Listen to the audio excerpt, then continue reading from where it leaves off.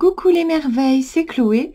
Je vous propose un tirage en synchronicité avec le Madame Undora's Fortune Cards. Donc ce sont des cartes qui sont en anglais, mais vous allez voir qu'en fait ce sont des symboles. Et donc les symboles, il y a quelque chose d'universel, il n'y a pas de souci, on n'est pas obligé de connaître l'anglais pour interpréter les cartes.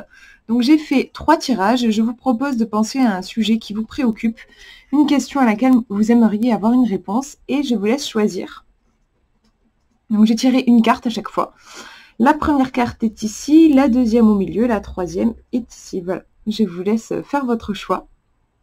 Et on va découvrir ces fameux symboles. Si vous avez choisi la première carte, on a la carte de l'oracle. Voilà, en plus clair, c'est mieux. Donc, on a au niveau de l'illustration, on a quelque chose d'assez égyptien, hein, avec l'œil au centre, les personnages de profil avec les ailes. Ici, on a un scarabée, des sphinx. On a vraiment, oui, une représentation de... Ça peut faire penser à des peintures sur des pyramides. Enfin, on a quelque chose de très égyptien. On nous dit de rechercher la sagesse et la guidance auprès des personnes plus âgées. Donc, quand j'ai fait ce tirage, moi j'ai demandé une force, un truc sur lequel vous pourriez vous appuyer. Donc en fait, toutes les cartes, je vais les interpréter de façon positive. Donc ici, l'oracle, on va l'interpréter de façon positive. Alors, moi, à quoi ça me fait penser? Je trouve qu'on a l'œil ici qui me renvoie à l'idée de clairvoyance, de voir les choses clairement. Et la deuxième partie de l'illustration me fait penser plus à un aspect connaissance. Je pense qu'on vous dit que vous avez besoin de vous connecter à un certain enseignement.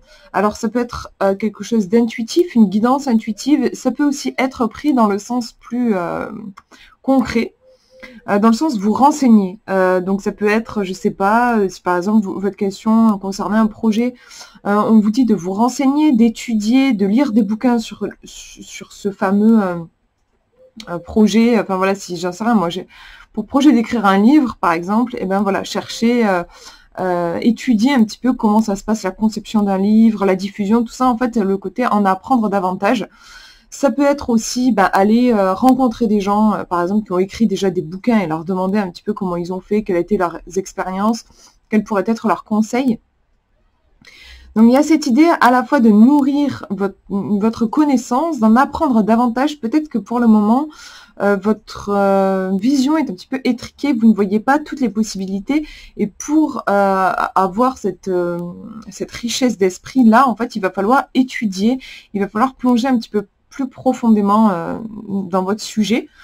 Ça peut aussi être cet aspect aller demander de l'aide à des gens plus âgés ou des gens expérimentés dans le domaine de votre question, des gens qui ont vécu la même chose que vous.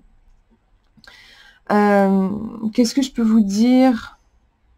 L'oracle, on trouve aussi bien sûr cette notion de être connecté à son intuition et demander de l'aide à nos anges, en fait à la part un petit peu instinctive à l'intérieur de nous. Je pense qu'en fait on sait les choses, mais que notre mental en fait vient apporter comme des couches sur notre fameuse intuition et on ne l'entend plus. Mais ça ne veut pas dire qu'elle n'est pas là. En fait, là, ici, on vous demande de peut-être enlever aussi toutes les couches de jugement, de mental, d'inquiétude, d'émotion, oui, de troubles, pour finalement retrouver la source, votre petite voix, votre intuition. Qu'est-ce que je peux vous dire d'autre sur ça? Par rapport à votre question, c'est ni un grand oui, ni un grand non. En fait, c'est un peu entre les deux. Je pense qu'on vous dit... il y a une connexion, en fait, qui est importante, qui n'a pas encore été faite. Donc, comme je vous disais, ça peut être de la connexion à un savoir. Donc, voilà, par exemple, en apprendre plus sur un sujet. Peut-être une connexion à quelqu'un. Il y a peut-être quelqu'un qui est là dans votre entourage, qui pourrait vous apporter son aide et à laquelle pour le moment vous ne vous êtes pas ouvert. Ça peut être aussi une connexion à votre voix intérieure, à votre Je pense en fait que le divin, quelque part, on l'a aussi en nous. Le divin parle en nous à travers l'intuition. Et peut-être, voilà, que vous, pour le moment, vous n'avez pas fait cette fameuse connexion avec vous-même. Voilà ce que je vois pour cette première carte. On va regarder la deuxième. Un symbole qui vous soutient, on a le dragon. Donc c'est un allié très puissant. Le dragon, je trouve que c'est vraiment une bonne carte. On nous parle de force et de sagesse.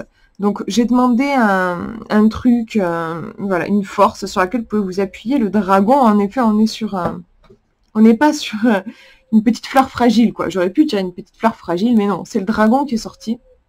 Donc, par rapport à votre question, on vous demande de faire preuve de courage, de force.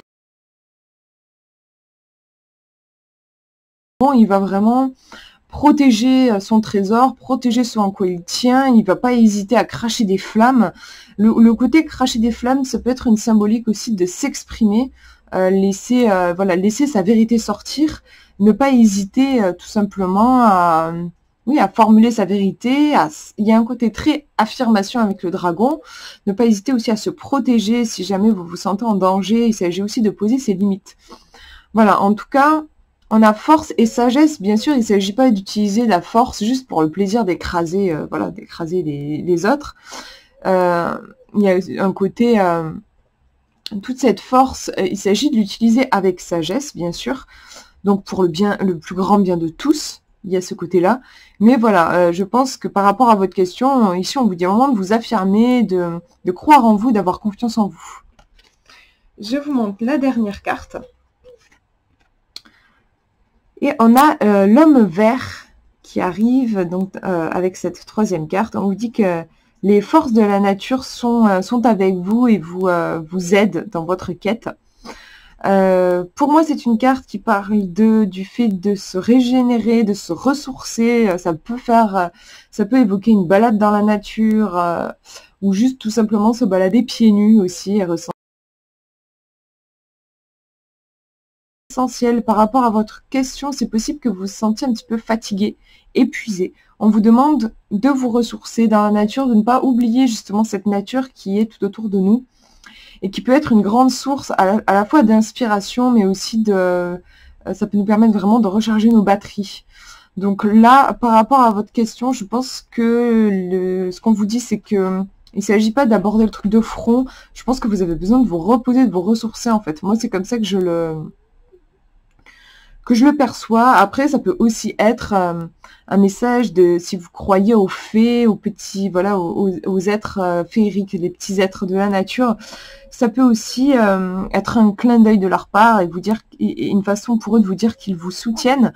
Je trouve que enfin moi, ça me renvoie en tant que créatrice. Enfin moi, j'aime beaucoup créer des choses. Je trouve que ça peut être un message en fait de ce petit peuple qui vous encourage à être créatif. Je trouve qu'ils ont cette essence créative.